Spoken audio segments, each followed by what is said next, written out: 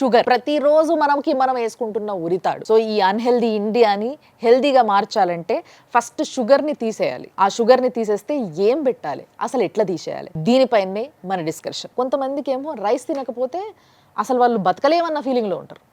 So ఇట్లాంటి వాళ్ళు చాలా మంది వచ్చి మీ దగ్గర ట్రీట్మెంట్ చేయించుకుని వెళ్తారు. దాని తర్వాత అయినా మారతారా? అసలు మీరేం చెప్తారు వాళ్ళకి? ఆల్కహాల్ అడిక్షన్ లానే షుగర్ కూడా ఒక ఎడిక్టివ్ సబ్స్టెన్స్. త్వరగా మనకు ఎనర్జీ రావడానికి ఈజియెస్ట్ సోర్స్ మనకు వైట్ షుగర్ అని.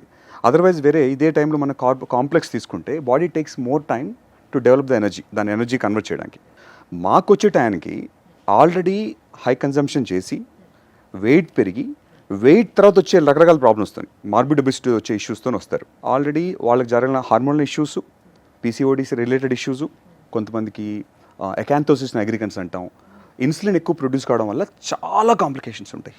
అందులో కొన్ని స్కిన్ మేనిఫెస్టేషన్స్.